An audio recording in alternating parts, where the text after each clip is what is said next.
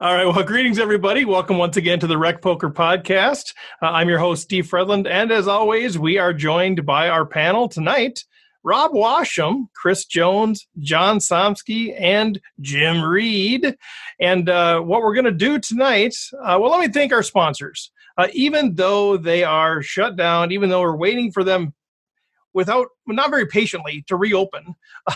We just really want live poker back. I see some head noddings. Like there's so many of us that are like, I'm dying to play live poker again. But Running Aces, Racetrack, Casino, and Hotel, as well as Learn Pro Poker, website AMP. Thanks to you guys for sponsoring the show. Episode 175. And today I thought we're going to do a quick check-in. I get some comments. I get some questions from people saying, how are you doing with everything that's happening in the world? So I thought, why not just check in as a team, as a community, and kind of talk about how we're doing as a panel in light of the coronavirus. And then we'll dig into the strategy piece. Chris Jones has a hand that he recently played on ACR. And so one thing I want to make sure you're aware of, I know we beat this drum a little bit, but go to rec.poker/resources. That's where we've got all of this stuff. People are saying, hey, what's the code for this? What's the partnership you have with that? What's the benefit for that? We have it all out there, rec.poker/resources. I know one thing that a ton of people are taking advantage of is this ACR. If you have never been on America's Card Room and you sign up, don't sign up until you have this code ready, because when you sign up with this code, you can use either RecPoker or Rec Elite or Rec Rake, and you get some additional benefits. It's all there on the website, so check that out. But if you're new to online poker, use one of those codes. You get like Rake back, or you get some extra bonuses. And you can also buy Poker Tracker 4, and we've got some custom-built HUDs, heads-up displays, that we are making available to the folks that sign up through our link. And one more thing I want to quickly call out is our partnership with Red Chip Poker. Fantastic content, fantastic guys, James Splitsuit Sweeney and the whole crew over there. And we've got a relationship with them now that'll get you a free week of Core. This is their primary content, fantastic program.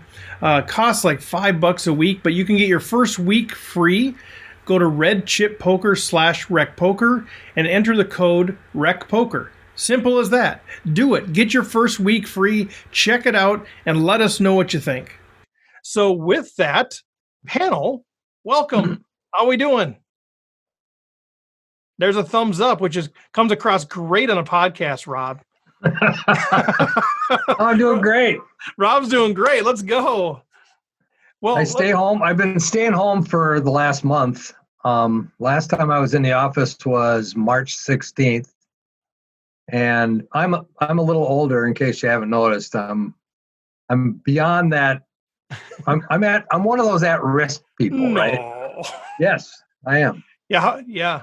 And so I was sitting in a meeting on Monday, March 16th, and there was like 10 people in this conference room, and I think we could virtually be only 2 feet apart. And I'm going, well, this just isn't working. So I went home that night and haven't been back since. Yeah. Been working at home, and it's worked out pretty well. Have you been anybody in your family or friendship circle at all that's been impacted directly by the virus? Not at this time. Good. Every weekend, we do a little Zoom meeting with my family. So my son and his wife, my daughter, her husband, and my 2 grandkids all do a Zoom meeting. And so we, hour and a half. So we just get together and talk about what you've been binging lately, because a lot of binging of TV going on. I don't know if anybody likes Ozark, but we just finished binging that on Saturday. I just finished like season 1. I thought, I don't know if I'll do it or not. And then I got hooked. So I finished season 1. Yep. We just finished season 3 last on Saturday. So we're all. That's all there is, right? Is it just 3 seasons? So far. Okay. So far. But there will be more. I saw Jonesy and I saw Jim acknowledge that they're Ozark fans too. John doesn't move his head very much, so I didn't know if he's in or not. I actually just started watching it. I'm about halfway through the first season. It really catches you. It just grabs you, doesn't it? Yeah. Well, it does. Wow. Well, I'm hoping that I actually figure out how to launder money. That way, if I have need a little side income, I'll have that available. So this is just a research project for you. It's not entertainment. Yeah, pretty much. Yeah. Okay. Good. So that's pretty much what I've been doing. And then on Sundays, I try to play 3 or 4, maybe 5 poker tournaments on ACR in the afternoon and see if I can build my bankroll. And are you playing more online than you were before, or is this pretty much what your rhythm has been for online poker? Well, no, I'm playing a lot more than I was before. I usually don't play during the week too much. I might spin up a sit and go or something. But then I don't do much on Saturday, but on Sunday, last couple Sundays now, I start at about 11 o'clock and I start signing up for the $6 tournaments or whatever. I do 3 or 4. I usually have 4 tables going or 3 or 4 tables going, and I might rebuy once or twice, depending, and just see what happens. I've been doing that last couple of Sundays, and it's been a lot of fun. Well, you had a nice bank, didn't you? Didn't you have a nice score? Yeah, I got a 660 yesterday for 300 some bucks or something like that. Sweet, man, that's awesome. Yeah, it was fun. Chris, how are you doing now during this whole ordeal? I'm catching up on Ozark too whenever I have a chance. So that's been my kind of coronavirus watch session. But yeah, no, I've been home since the 13th, actually, one week work day before Rob, and have not really left the house much since then, and doing all my work from home. It's been a pretty easy transition. We've had to, so my work does a lot of like meetings and classes and conferences and things that bring people together, and so we've had to reshape those all to be virtual experiences, and I've had to learn how to do live streaming and things like that, which I'd never done before, but mostly it's been going pretty well.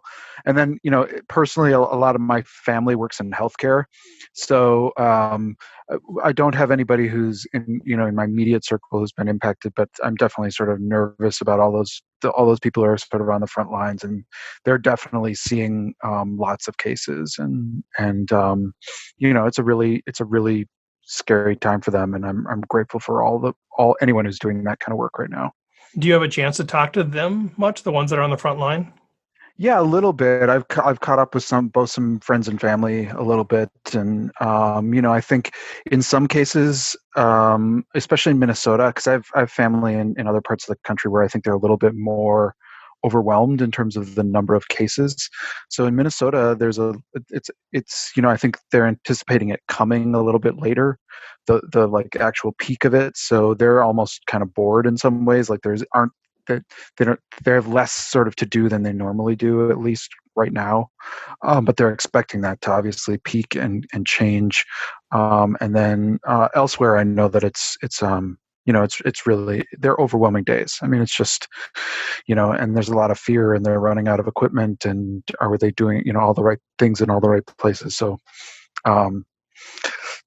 Are they feeling, are they feeling the support from their community and yeah, at least feeling like we're grateful for what they're doing? I mean, that's what I mean. And every time I talk to them, I'm just like, if you guys all quit, we'd all be in a lot of trouble. Yeah. So thank you for doing what you do. And it's great. Good. How about you, John? Well, I've been doing pretty good. I haven't been into work for quite a while as well. Been working from home. That works out pretty well. I also binge watched Mandalorian, which is the Star Wars series on Disney Plus. And that was quite good. And it is a little interesting. I've been fighting off a cold now for about 2 weeks. So I have been sick, but I'm pretty sure that it's not COVID, that it's just a cold. I mean, I have a productive cough. It's not dry, no fever, no trouble breathing. Mm-hmm. But it's still, it's one of those things where you kind of hate being sick, and I don't want to leave the house in case I'm wrong, because I don't know for sure, but I think like 90% it's just cold.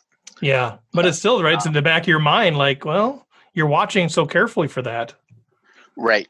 And I don't want to get anyone else sick with this, or particularly if it were COVID, definitely wouldn't want to transmit that to anyone else. Yeah. Okay, but things are manageable for you right now at this point. Yep. I did finally get around. Took this opportunity to sign up for ACR. It's something I've been meaning to do for a while, but I wanted to make sure that I would have enough dedicated time to actually clear any bonuses that you get for the deposit bonus, because you only have a fixed period of time to do that, and my schedule doesn't always allow for me to do much playing. But I went ahead and bit the bullet, got Poker Tracker 4 up and running. Now I just have to figure out how to. I play from two different computers. I have a desktop and a laptop, and I want to synchronize the Poker Tracker 4 database on the two machines. So I'm investigating routes to handle that. And there's a number of different approaches, and I'm trying to figure out what's the best one going to be for me. Well, it's too bad you don't know anything about technology. Yeah, I wish I was a computer programmer or something like that. That would come in really handy right now. Yeah. I was going to say, hey, I know some people that can help you. Then I'm like, well, duh, he's a programmer. I think he's okay. Yeah, it's just, I just have to figure out what approach. It sounds like once it gets imported, it can copy the hands to a different folder, and then I can make the machines grab it from each other, or I could have a single database that both instances of Poker Tracker write to. But then I would either need to always have it on my laptop if I wanted to travel with it, and that would have to be on and available, or I would have to leave it on my desktop. Then I couldn't play when I wasn't at home. What I'm probably leaning towards is I'll just make it import the hands from the other machine. After it loads them into Poker Tracker, it'll write them to a different spot on the disk, and then my other machine will read them up. And anyway, it's boring for everyone listening, but that's one of the things I want to figure out how to do. Well, it's not boring for Jim Reed. I know he eats this stuff up, so he's nodding his head. He's like, yeah, because he can help you out with that too if you're trying to think it through. Because I know he's walked through this stuff a few times. But no, I'm legitimately nerding out at this puzzle to solve. This is the kind of thing that I get a big kick out of. John probably has more experience with Poker Tracker than I do, but those are the two ways I was thinking about doing it as well, John. That's so fun. Enjoyed that puzzle. And I know I had this working back when, this would have been like 2011, 2000. Well, probably around 2011 is when I stopped, after Black Friday. But I had it set up with Poker Tracker 3 so I could work on either my laptop or my desktop at that point in time. So I can get it again. I'm not that worried about it. Well, Jim, how are you? How are things going now for you? You've got a lot of stuff going on, but during the middle of this pandemic, what's the story? Well, I'm pretty lucky. About a year ago I started trying to transition to doing more work from home in my business, more project management and that kind of thing. So I've been lucky. Business has slowed down. We're definitely all tightening our belts, but I'm still able to do some from home, which makes me feel better. And my wife is still recovering from a broken collarbone, so she's already several weeks into home rest. I wouldn't say it's been restful, because recovery from a broken collarbone can be pretty painful and frustrating, but she's been really doing well with it. So other than that, I mean, I've been trying to play a little more. I haven't really had that much time because I'm trying to trying to use this downtime to get at some things on my list to find out if I don't have enough time is actually the reason why I haven't been doing them, or if there's actually a better reason. So I'm finding out a little. So that's been pleasant. Mostly just calling people more and visiting less. Talking to my parents on the phone more. I've got some family down in the States, and just checking in with them a little more often. I know I've got some people in my family that are at risk, so I'm taking my role as a intermediary pretty seriously and trying to just make sure that I'm taking all the precautions I can to protect them. I've definitely noticed people in the shops out here. All the stores are taking great precautions and letting at-risk folks come in for the first hour of the day, putting out spacing markers and that kind of thing. And everyone's pulling in the same direction, which is nice to see the community coming together and everyone taking it seriously. But I can tell people are stressed out. The people in the shops working the counters, and maybe people aren't taking it as seriously as they think they should, or maybe they're not, being treated with the kind of respect that I think people on the panel here agree that they should. And, so it's just going to be a test for some people. But all in all, I'm encouraged by what we've seen. Good. Yeah. And I think, that's the reality. Unless you have somebody that, is touching this thing firsthand, you're sort of left to the whim of which news reports do you believe and all those sorts of things. Chris has the advantage, so to speak, of being in contact with people who are on the front lines and can give you direct, things. We've had a couple of people that we know. One is an at-risk person, another person who's not considered at risk, but they have it. And how do you walk through that? How do you hear the stories about what's actually happening to them, and it's very, very, very difficult for them. So we've got a few vulnerable people that we actually buy the groceries for and drop off. Well, how does that work? We want to make sure that we're safe dropping that off for them. So how do we make sure that what was picked up in the grocery store is safe for them? So there's all of those logistical things. There's, we just have Easter and we're standing 20 feet away from my mom and her husband yelling Happy Easter. And I mean, all of these weird sort of things. My son, was over in Paris. He's going to do a year. About a month ago, we started the process of trying to get him back. And it was just a nightmare because just a number of reasons I won't get into on the air. Finally, he got back. We've quarantined him for 2 weeks. We pick him up tomorrow, so we get to actually see him for the first time. So just, all of these weird sort of things, right? And I think we've all talked about, we're pretty lucky here on the panel. We've all got things that we can do virtually. Some people aren't as fortunate. The jobs have been lost or cut way back. And so I think, hopefully, for those of you who are out there listening, are listening to us going, well, we don't have a lot of changes. We don't. We acknowledge that we don't, but we recognize that a lot of you are hurting. And if there's anything that we can do as a RecPoker community to somehow make your life a little better, we can't necessarily bring you groceries and all of those things. But if you're sitting there going, man, I just could use a shot in the arm of something good. If you think poker and something RecPoker does could provide some of that, please let us know. Like, I think we all, to a person, want to be part of being on the right side of history here and just adding to the beauty in some little small way. So please reach out to us and let us know how we can help you in some way get through this process a little bit better. But I just wanted to kind of acknowledge what's going on in our world and have you guys check in and let people know that are now saying, hey, how's Chris? How's Rob? How's Jim? How's John? And let people know, because this is bigger than poker. And we love poker, and we don't get us wrong. And we're going to get into strategy here, but I thought it was worth at least taking a moment to acknowledge what's going on and kind of touch base with all of us with what's going on. So thanks for taking a minute, guys, and sharing that stuff. And we'll just kind of keep on pressing forward. Who knows how long this is going to be, right? The estimates are across the board. All right, well, let's shift gears. Chris, if you want to kind of help us get into some strategy stuff now. Now we've acknowledged the world that we live in. Yeah. And now make us a better poker player, Chris. Yeah, well, I'll try my best. And speaking of all these things, I think the other thing that this is, on a non-serious note, in terms of like not as serious as like the people who work in the front lines and all the people who might have this and are struggling with it and all those kind of things. This has really made me appreciate live poker in a big way. Like the fact that we got to do that sometimes and just go play, and sometimes you'd have a bad beat and you but like it was what a great sort of honor and privilege it was to be able to do that, and I can't wait till we can do it again. But anyway, well said. Well said. Yeah, I'm very excited for that to come back. But for the time being, what we have is online poker, and this is an online poker hand, and I think it's one that isn't really that unusual, but for that reason, I think it's one that a lot of us may struggle with how to play it. I think there's a lot of different ways to approach this hand. I know some people in our audience particularly hate this hand, particularly Grandpa George. And this is, I think, hopefully we can have a good conversation about the good old Ace King. So this is ACR. It's a $15 tournament. It's a $40K guaranteed.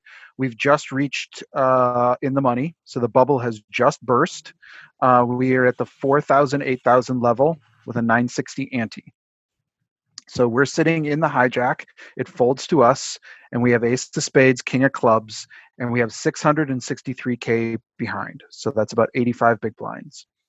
And so we open to a min, which has been kind of the table norm. I sometimes level up to something like on this I would sort of do 18K or something, but I've been this has been really standard at this table to just do a min raise. So I'm following along, and I raised to 16K. So it folds to the small blind, who puts out a 3-bet for 64K, and they have a stack of 291K behind, so about 45 big blinds. And I'm going to stop there and ask about what is your approach with these stack sizes in this moment of the tournament with this hand, just having been 3-bet. Well, I can go first. I like to go first because then everybody else can tell me how wrong I am. But with this stack size, with 45 bigs in this dynamic, I probably rip. Part of the reason is we're in the money already. I'm looking to build a stack. But I think for me, the biggest part is, we're not at risk if we do rip. But positionally, if we're opening from the hijack, our range should be pretty wide. It's not, obviously not as wide as the button or cutoff, but it should be fairly wide. And the small blind, now with the bubble bursting, is looking to increase their stack. Their 3-bet range should be pretty wide out of the small blind. So I like ace king against that range quite a bit. I think we're going to get a fair number of folds. And obviously, if they have aces or kings, we're in trouble. Otherwise, we're racing. And I'm frankly, once I put in the 16K, obviously you can slow play it or whatever, but it's hard to get paid. I think if you hit your ace or your king, by pocket 10s or pocket 9s or that sort of thing. So I'm frankly willing to put it in here. It's a different situation if it's pre bubble, I guess, for me. Yeah, go ahead, Go ahead, Jim. No, you go ahead. Well, for me, maybe sometimes I feel like this is a little outdated, but I still just for me, ace king is a shoving hand more than a see how it works out hand, because I don't want to let them off the hook with those like pocket 10s, pocket jacks. They see the ace or the king on the flop, and now you're not going to get paid. But depth has a lot to do with it, and you don't want to be in a spot where you're ripping and you're only getting called by kings and aces, right? So I think with this stack depth, you're probably just after the bubble like that, you're probably getting called by worse, or at least a flip, which I don't think you mind given the pot odds involved. Out of position, I think it's got to be a shove.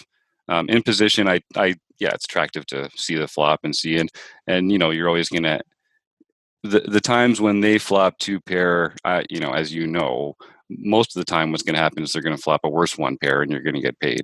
I get that. For me, I think I rip it given the stack size. If he had more, that would be different maybe. Or if he had this amount or less, I think I'm ripping.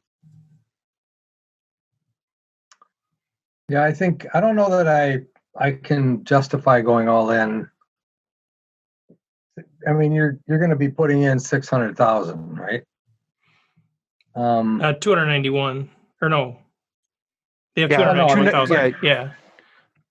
Yeah, you're going to be putting in 291,000. I might. Well, yeah, and a 3-bet's going to be pretty much that anyway, isn't it? Yep.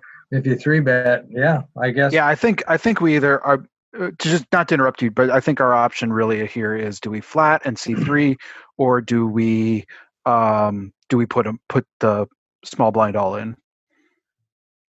Yeah, and I think I like what Steve and Jimbo said, that maybe we just put the guy all in.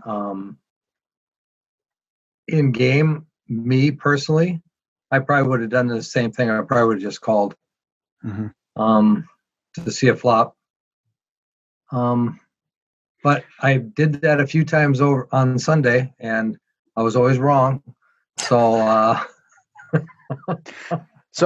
one thing maybe I'll add too is that this player, I didn't have a lot of hands with them, but this was one of the reasons I elected to call was I think they had not 3-bet in about 30 or 35 hands, and they had a very low VPIP rate too. So they were not playing very many hands, and we're not getting out of line. Now, granted, I think it was like 30 to 35 hands. I'd have to go back and look at the tracker, but they were not a very active player.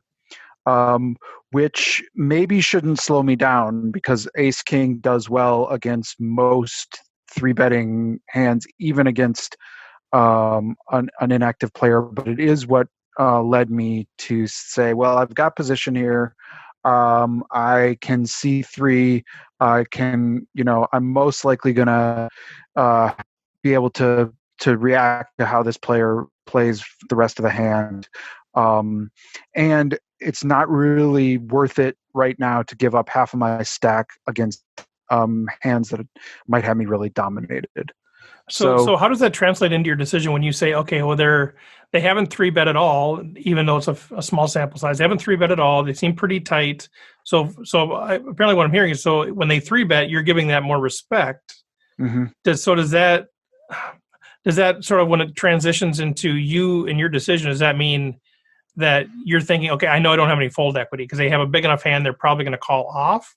Is that how it translates in, or is it more of a fear that they have aces or kings here, even though I have blockers? Like, it's both of those, but ultimately, then I go back to some of that, and this is maybe where my logic starts to fray a little. But ultimately, I start to think about I think some people often call Ace King the best drawing hand, right? And in some ways, when I'm faced with somebody who I think are they capable? Now we'll find out that some of my assumptions here are not correct, but spoiler alert. But I'm thinking that somebody, best case, maybe there's ace queen out there, but I'm really putting them on a very tight range right now, and I'm thinking that I don't necessarily want to get it in with that tight of a range, because I'm behind. Even if we're racing, I'm not sure I want to race for half my stack. It'd be really nice to sort of see how this hand develops before I. But that's the struggle with Ace King, right? It's really a powerful hand, but it's also one that can be in a lot of trouble even against pocket nines or pocket tens. If those hands call you, yeah, right. If you don't think you have fold equity, right.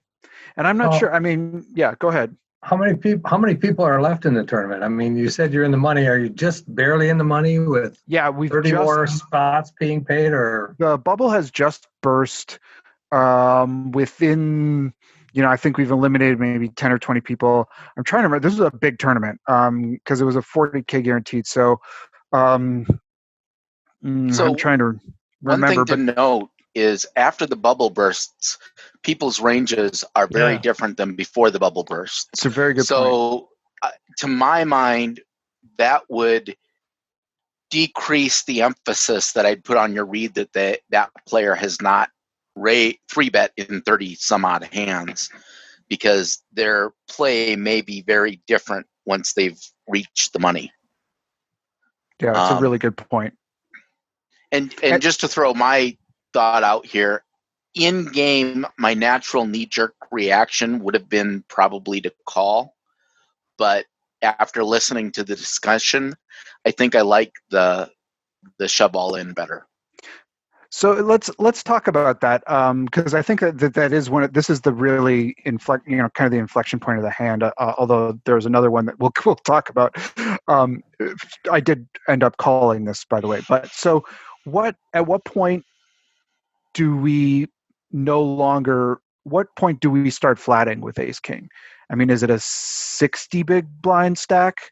Is it a 70 big blind stack? What is the cutoff where this is no longer where we want to sort of say, whoa, wait a minute, we gotta like make sure we're good here? So to my mind, there's a couple of things that go into it. First is, we have about double the stack that our opponent has. So if we were to lose, we still have a comfortable stack to play.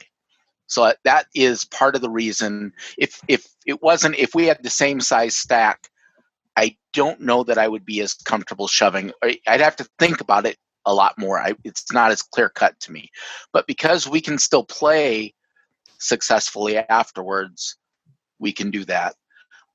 And at that stack size, I think we can still get calls from hands that we have beat. We aren't going to force them to play perfectly.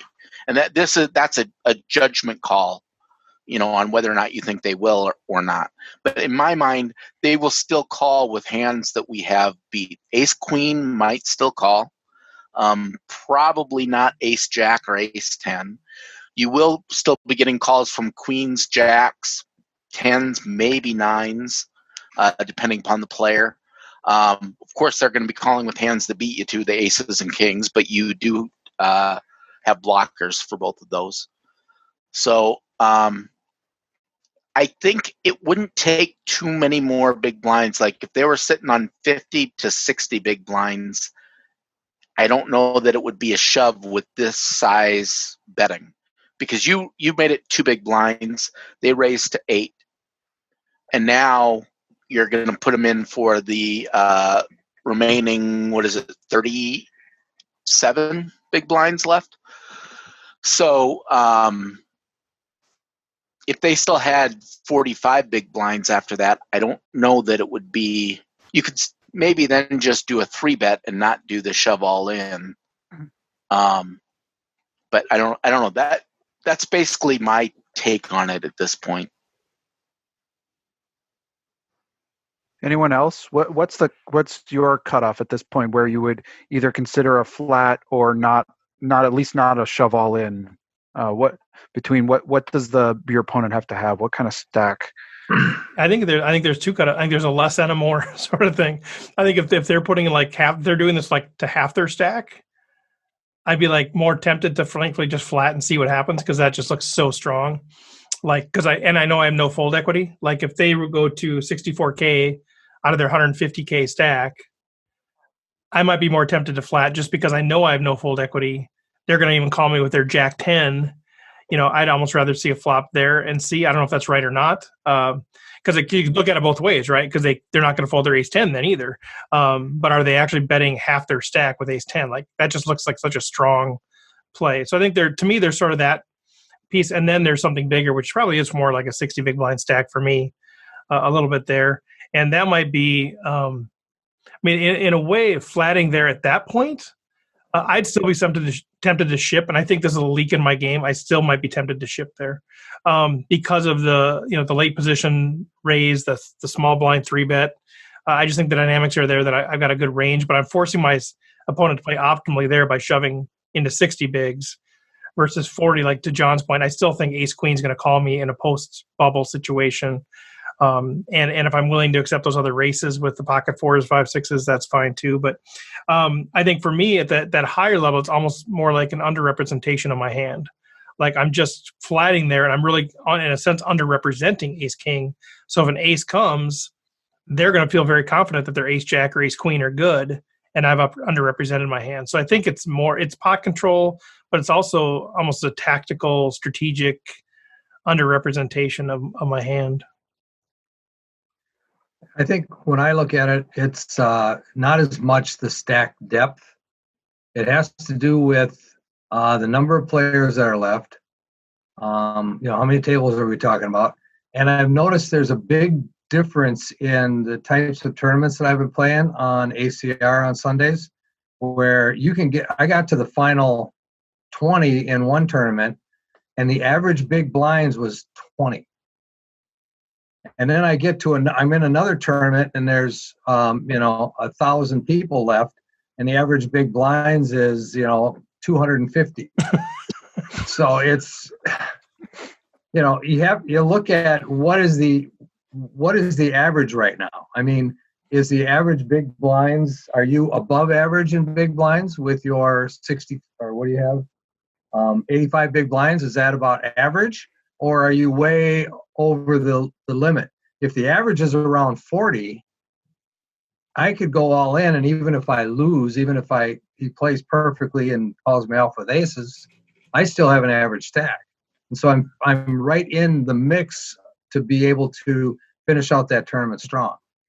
So that has more to do with it than the actual number of big blinds I happen to have. It's what I have in relation to the field. I'd be curious. Oh, go ahead, John. Stack at this time, just for context, I had a top 20 stack, and there were. I'm trying to remember but there were quite a few players left. I mean, we were in that very flat part of in the money where you're not really making any money if you level up a little bit here. I'm curious your guys' thoughts on this, and I haven't done the math, so forgive me if this is a very ignorant question. But okay, so we opened to 16, they raised to 64, all right, and we have 85 bigs to start. They have 45 bigs behind, whatever that is. Let's say, just hypothetically, we know they have pocket jacks, and we know that they're not going to fold. Let's just say we know that's the situation, that they only raise this amount when they have pocket jacks. So we absolutely know they have pocket jacks, or they accidentally told their buddy, "Hey, I got jacks." This is online, Steve. Come on. I mean, what is your play then? If you know they have jacks and you know they're not going to fold, and forgive me if this is ignorant, but I can still see justification for calling. Let's say if we call and we hit an ace or a king, we know that they're not going to pay us off anymore. So if we call, then we see if we hit an ace or a king, we get to see 3 cards. And if we win, we're not going to win anymore. But if we lose, we're not going to lose anymore.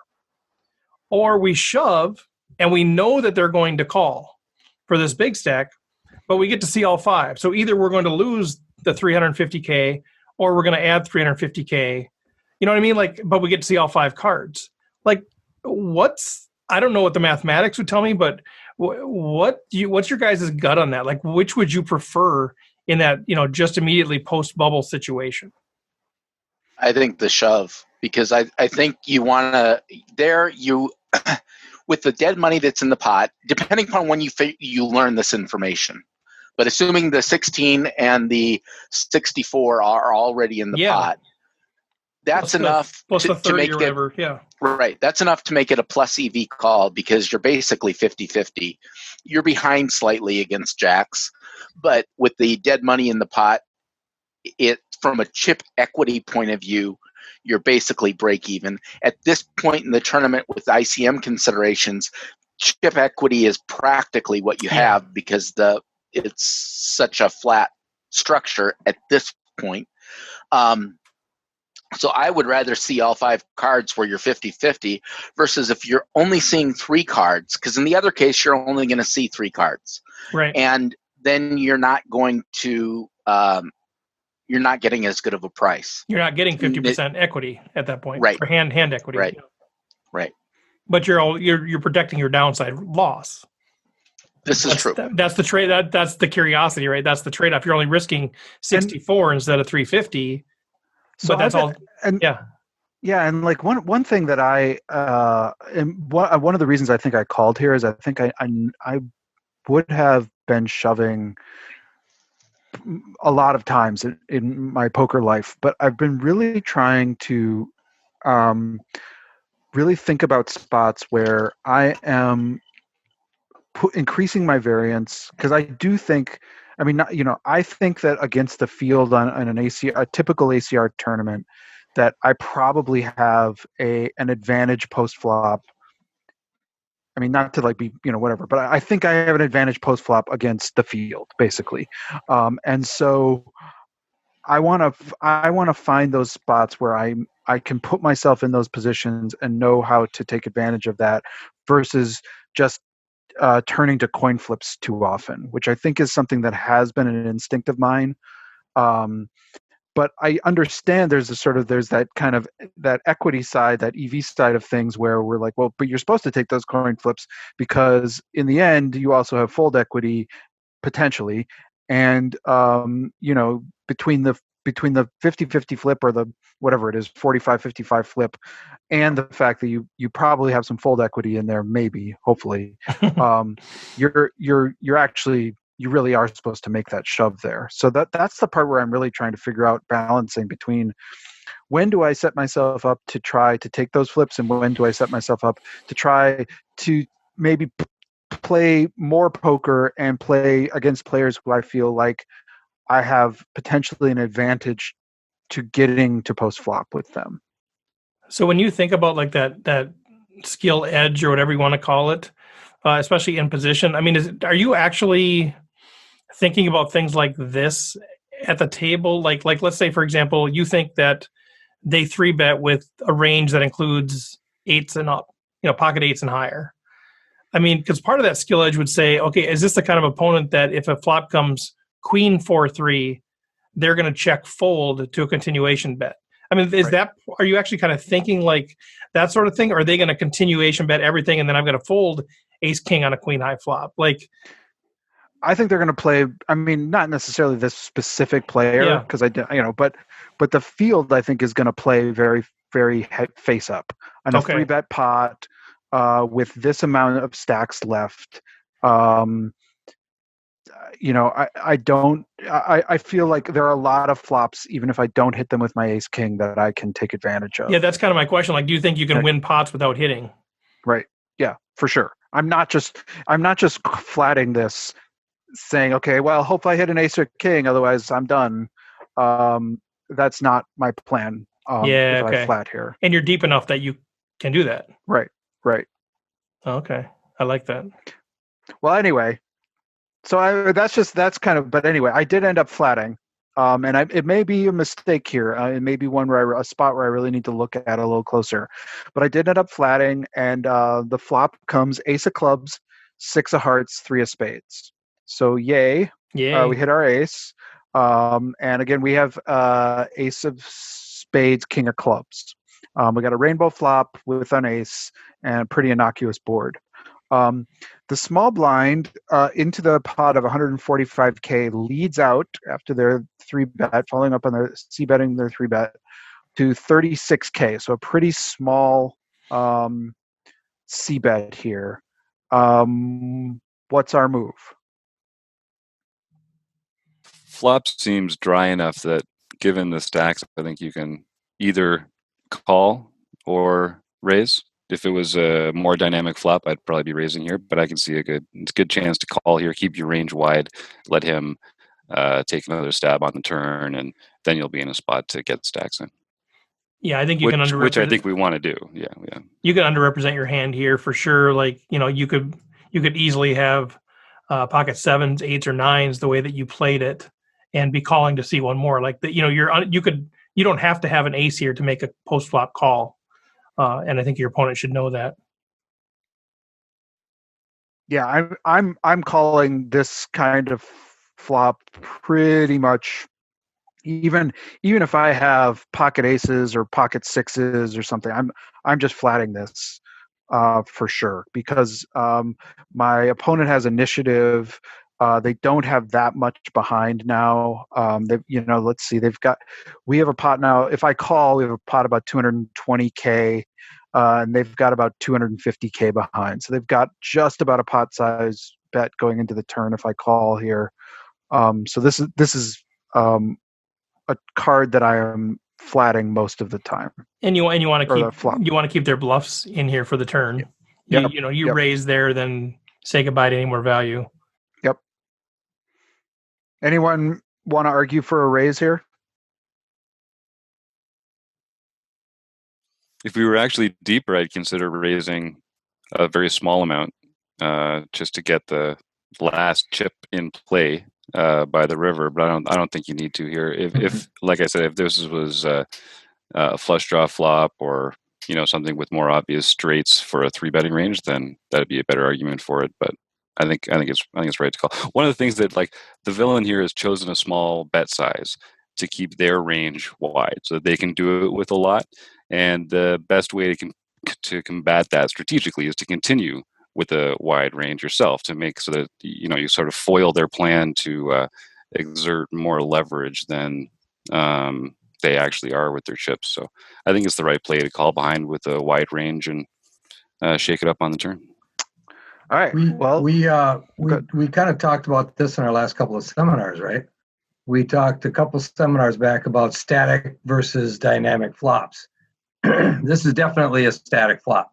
Whoever's ahead right now, his next card is not going to change that very much. It's going to be very difficult for one card to change the dynamic of who's ahead and who's behind. And then we also talked about, on the last one, we talked about pot odds and stack to pot ratio and that sort of thing. And when you're talking in those terms, the betting size that he made is based on what we talked about. When you have a static flop, your opponent is going to be inelastic. So in other words, Chris at this point is going to be inelastic. He's either going to call or fold regardless of your bet size. So you can bet smaller knowing that if he's going to fold, he's going to fold anyway. And if he's going to call, you're not risking as much. And you know that the dynamic or the board is not going to change that much. Who's ahead and who's behind. And he set it up perfectly for that shove on the turn because he's got the perfect stack size, just a little over a pot size bet left in his stack. He's got that perfect stack size to just jam on the turn. I mean, he's playing it really, really well, if you ask me. Your opponent is playing it very, very well. And you haven't given him any idea how strong you are yet. Right, right. Yep, I think a lot of the things that we've talked about in our last couple of seminars is coming into play just in this one hand. Yeah, the strongest move I've made is calling that 3-bet, and that that should put his a little bit on edge, but he's definitely playing this. He's setting himself up well for this turn. Yeah, and what do you put if you're the 3-better and somebody calls your 3-bet? Right away, well, he probably doesn't have aces. He probably doesn't have kings. He probably doesn't have queens, maybe queens. Probably doesn't have ace king, but maybe ace king. But he doesn't have aces or kings, right? Yeah, right. So, he's looking at that range right away, knowing that, well, chances of him having top pair, well, maybe, you're not going to call with an ace jack or an ace queen or an ace 10. You might call with ace king, maybe, but more than likely you're going to go over the top of him with an ace king or with pocket aces. So he's looking at an ace high flop and he's putting pressure on you, knowing that you don't the chances of you having those big cards are very small. Mm-hmm. Mm-hmm. So he's playing it just the way you would play it, regardless of the 2 cards you had. Right, right. Well, the turn is the 4 of spades. So again, we have an ace of clubs, 6 of hearts, 3 of spades, 4 of spades board. And the villain shoves 255K. We have 579K back. What are we doing? I'm fist pump calling, and only because I've underrepresented my hand so strongly. And Rob's point, do I have a lot of aces here? Maybe, maybe not. I think he, if he's doing this, he could be bluffing, but thinking that I'm going to fold my ace 10, my ace jack. Some of the aces that I do have, I might still relinquish. So I maybe not fist pumping, but I'm pretty happy with calling this off here. And you're hoping to see. What are you hoping to see? Oh, I'm hoping to see, kind of what ace jack, ace 10, ace queen, pocket 10s, pocket jacks, any of that sort of thing. Because I don't think he's shoving sets here. He could be. He kind of set up that pot size bet. But I just think there's the hands that we beat. It could be another ace king for that matter, even though we block it. But I do think ace queen, ace jack, ace 10 are probably making this sort of play. I think he's making the play with kings, queens, jacks, 10s, 9s, 8s, 7s. I mean, or at least I have to keep them in the range. At least to the extent that I give them full weight or not, is one thing. But that's in this stage of a tournament. I'm getting 2-1 on my money. I think I'm good more than 1 out of 3 times here. I go with it. It's too bad we've got the ace of spades because you'd love for him to be able to have the ace of spades here because that would unlock a couple of those like ace 2. Ace 5 of spades, right. Wheel aces that you'd be able to 3-bet and then shove when you turn the flush draw.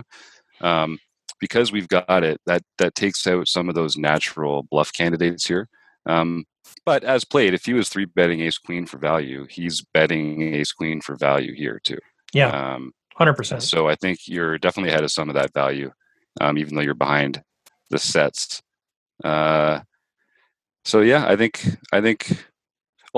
he's, we were talking about how tight he'd been for the last 30 hands. But of course, those were the 30 hands right before the bubble. So he is likely to be more tight in that spot. And so if you think he's got any bluffs in him at all here, I think I'm all about Steve's fist pump call here. Mm-hmm. I mean, there are those, and I thought of this early on. I've looked ahead, but I mean, I thought of this early on when you get 3-bet out of the small blind, because I think about the hands that I do like to 3-bet out of the small blind include a lot of small suited aces. To me, that's such a great 3-bet candidate because I don't mind folding to a 4-bet. That's a pretty easy getaway. So I think a lot of people are doing that. So there are some of those suited ace combos that do connect with this board. But I still take my chances there, I think. Yeah, I think that I don't think you have a choice here. Here's Steve's words. You've underrepresented your hand. He's not going to put you on that strong of a hand. So he could very well be making a move with less than top pair. He might have a middle pair, like we were talking about, kings, queens, jacks, tens, any of those. Not putting you on that strong, as strong a hand as you have. So you almost have to call. Yeah. And actually, one of the reasons, I think I called this pretty quickly. And one of the things that I was considering during this is that I feel like for villain, if they had a really strong hand, like a set here, that a check here on this turn would have been a superior play. Right. And so I was actually surprised. The villain turned over ace 6 of diamonds, which both surprises me from the 3-bet piece, but I'm listening to this and thinking I probably should have considered those suited aces a bit more. But it also surprises me because I feel like that's a great hand based on the way that this hand has been played. That I guess you think you're going to get value from my aces, but that's a pretty I think you can get more value from your hidden ace 6 here by checking this turn and potentially because that looks pretty weak, right? To see bet out after the 3-bet and then check that turn. I feel like that's a spot, and so I was not expecting to see that much strength. I don't like his play either, his or her play, because I do think if you have like 7s, 8s, 9s, 10s, jacks, queens, maybe up to that high, maybe jacks, up to jacks, you're going to play this exactly the same way, where you raise and then you just flat pre-flop and then you call flop just to see one more. And if he shoves turn, he gets you to fold all of those hands, which is a disaster for him. Mm-hmm. I mean, he's only getting it's only a shove for value if you have ace king. I mean, you might even fold ace queen here because of the way he could have ace king. You know what I mean? Like, I think you have the only hand that he beats that calls his shove. That's why I don't like the shove at all either, frankly. Yeah. Because if he checks you, you're going to put him in so fast, his head's going to spin, right? Right. I mean, I think that's exactly right. And I think he gets, I think I would probably be doing that with worse aces. Yeah. Maybe, I don't think I can get here with kings.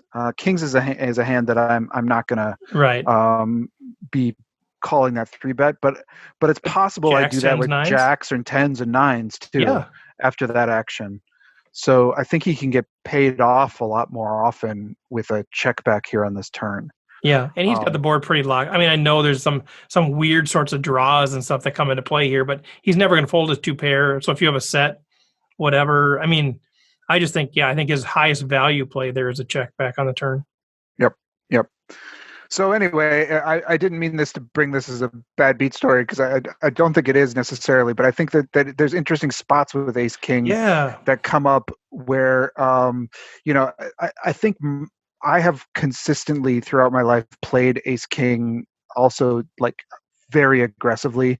And I've been trying to consider spots where I can slow that down a little, and not just go bust with it in spots where I don't need to necessarily. But I think that this was a spot after we've talked about it that is probably one where I could have got this kind of hand exactly to fold, and it's probably one where I should have put all the chips in pre-flop, and then none of this sad story would have happened to me. The river was a 10 of clubs, and so our opponent doubles up, and we're down to about an average stack. But I do understand that feeling, because I would like to figure that out myself too. Like, you grind and grind and grind, and then, well, let's race for it, and you had this guy covered, so it wasn't for your tournament life, but it does feel like, well, here we go. Let's just rip in Ace King and see what happens. It does kind of feel like that sometimes, and sometimes about half the time it works out, and the other half of the time you're out. And I don't know, am I happy with that trade-off? Like, am I happy doubling up half the time and busting half the time? I don't know. I don't think I always am. It depends on how you get it in. I mean, if you're getting it in, being very aggressive and taking advantage not only of the strength of your hand, but your fold equity at the same time, that's where you're willing to make that trade-off. I mean, it's not like you're hoping he calls with tens. Right. You're hoping that your fold equity is enough to get him off of those hands that have a potential of outdrawing you. But at the same time, if he ends up calling with those hands, you still have a lot of equity. Mm-hmm. So I think that's how you have to picture Ace King. It's not like, well, I've been grinding. Now I'm just gonna do a coin flip, see if I win or not. I like your impression of me. No, it's more I talk with my hands. I can't help it. No, I do.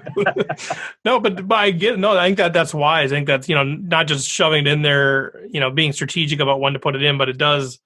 Sometimes I do bust those tournaments and I'm like, did I need to do that? So maybe asking the same question you're doing, Chris, is maybe I did, but I'm just, did I overplay ace high here? And sometimes it's also like I'm more willing to get it in when I've got that average stack. But when you've built up one of these top 10, top 20 stacks, is it really worth the risk, the gamble at that point? Or is this stack so valuable right now that I'm going to find better spots to or is that the wrong kind of thinking? Because the more I build this stack, the better, but I find that I actually get a little bit, and this might be something I need to think about or work on, is that when I get one of those top 10 stacks, I get maybe more cautious than in any other time when I'm playing, other than we're nearing the bubble and I need to be, not do stupid things. But it's that time where I'm like, well, this is really valuable. And I know that I can play this really well. If I just, but so that makes me less want to take these coin flips. But I don't know. Maybe that's the wrong approach, and maybe that means I'm not playing them well, and maybe I need to really rethink that. So, well, if you're going to look for spots to call with Ace King, I'd say the only advice I have is do it in position. If you're looking to find some calling spots with Ace King, don't do it out of position. Just shove it there all the time. RecPoker audience, if you're looking for a tip there. One more quick thing. I was looking at the bet sizing here. And I noticed that if the villain had made a 1/3 pot bet on the flop instead of that really small 1/4 pot sized one, then he would have actually had a really effective shove stack of 1-to-1 on the turn there. So I'm surprised it makes me feel like he didn't quite have a plan for this at every street, because I like this better as a bluff if you're going to overbet the pot on the turn. And so having a very small flop bet to cap your range and then overshoving on the turn makes a lot of sense. But if he's doing it for value, I would have made a slightly bigger flop bet, and then your turn shove is less frightening as an overbet. Good stuff. Well, Chris, thank you very much, man. You always bring in these great hands, and you think, okay, it's going to be a 10-minute conversation, and then 45 minutes later, here we still are. But I love the conversation. But thank you for bringing that hand in. Yeah, no problem. All right, well, let's transition here a little bit. Let's get an update on the home games, and then we'll get a little bit of update on the membership content as well. All right. Well, our next official home game is going to be May 6th. That'll be our No Limit Hold'em game. Of course, we are still running our social distancing series every night at 8 o'clock through the end of April. And back on April 8th, we had our last mixed game series, Limit Hold'em. And I'm beginning to think that maybe we need to rename this series to the Mike Patrick Invitational. I think we do. 3 out of the 4 mixed game events that we have held. So I didn't see that until just now. Oh you my didn't god, notice? Mike! Stop! I'm gonna. Where do I mute? Team Canada. There, I just muted Jim. Right? So that's an incredibly impressive feat. It is. It really is. So, and right now, I think he has double the points of second place. Nice job, Mike. Seriously, that's awesome. We need some people to actually, make them sweat to win it. Don't just let them walk away. We need to get people in there giving some good competition. I agree. Point of clarification: if COVID-19 makes it so that the World Series of Poker doesn't happen, are we going to have a virtual "O Canada" song? It seems only fair. We could do a backdrop of Las Vegas Strip. Yeah, a strip backdrop. Standing there. Now we're But that backdrop you got now is like right there. You just need one of the Vegas Strip. But if I did it on the Vegas Strip, it'd be like in front of like 10 people I know, and that's it. Well, yeah, but then you put it on YouTube, and the world will see I it. suppose. Well, yeah, there was never an opportunity that it wasn't going to be put up on YouTube. That's a good point. Well, there could have been a technical difficulty of some kind. I could accidentally not record the night we do it. I'm a man of my word. I'll leave it up to the panel to decide what to do. I agree to sing "O Canada" on the Strip. If a Canadian wins at least one tournament a month, January through May, it's happened the first 4 months. Who saw it coming? Thank you, Mike Patrick, or whoever you actually. Mike Patrick. But I will honor the commitment. So whether that's a virtual thing or we save it till next year, whatever that is, I'm getting a little nervous now. It's just a numbers game. I wasn't nothing against Canada, but I thought, well, how's that going to happen? I mean, there's like two or maybe 3 Canadians at play out of the 50 people. How are they going to win one out of the 2 tournaments every single month? It's crazy. Oh, this is phenomenal. I'm so excited. What we need to figure out is, the whole point of this thing is to humiliate Steve. And having it go on YouTube will accomplish part of that. But there was an extra layer of humiliation about being in a very public place, right, doing something so ridiculous. So we might need to, find, like, maybe you do it at the Minnesota State Fair in the fall, or maybe we find some other embarrassing location for you to be singing that for. Yeah, probably a lot more people know him in Minnesota. Like, we can really embarrass him. Don't make me do it in my hometown. I thought this was going to be. Do they have a town crier? Yeah, do they have a town crier? We need down there, Steve? Maybe I could go stand by the Cobourg, Ontario town crier statue. Oh, this is but it's fun, man. Holy cow, Mike! What a run! And a lot of us haven't played mixed games much, if at all. But I don't think that diminishes the feat at all. I think it's an impressive feat. Sure, I've been very, very impressed by his play. I remember even like the first or second game, I thought, wow, this Patty 98 really knows what they're doing. Yeah. And, of course, we still have our social distancing series on April 6th. Shorzy 001. I think that's his second win. That's Ben Gours. April 7th, J Boom 0202. Josh Boom. Good job, Josh. On April 9th, we had Milo Junk. I do not have a name for that, so you need to contact us with your real name, but your screen name is Milo Junk. April 10th, Red Devil MN, which is Gaurav Aurora. April 11th was Cash 1016, Kevin Leiter. And April 12th is Graphics 16, which I have a first name of Roger and don't have a last name. Oh, he emailed me because I think that's his second win. I forget. He's from Maine. I cannot remember his last name. I'll look for it. and try to share that before the end of the podcast.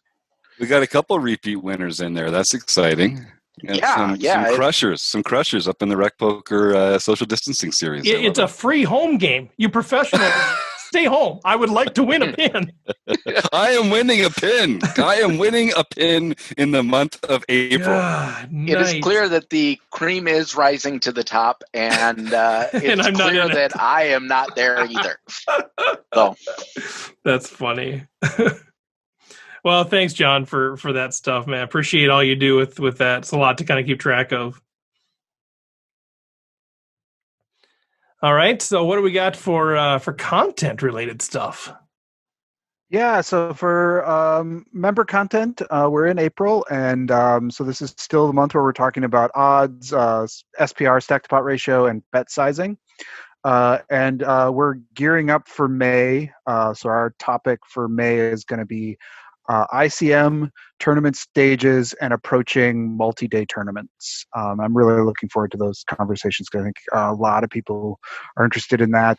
A lot of our audience are tournament players, so I think it'll be a lot of fun. Yeah, it's going to be awesome, and I'm so excited about that. And Roger Shute is our friend from Maine who took down that tournament. Well, anything else on that, Chris, at all? On the content stuff? No, all right, well, just a heads up for those of you who don't know, if you're a member, this Wednesday, we're doing our first Learning with Partners. Is that what we're calling it, Jim? I forget. What did we land on for a name of this thing? Yeah, Learning with Partners. That's what we've settled on so far. And Andrew Feist is going to be leading this conversation. It's a group discussion, and I'm super excited about this. First time we're doing this. I've mentioned this before. We have all of these amazing content partners. I don't know, 10 or 12 like premium content people. And part of our arrangement with them is they're allowing us to show up to 15 minutes a month of their premium content to our members.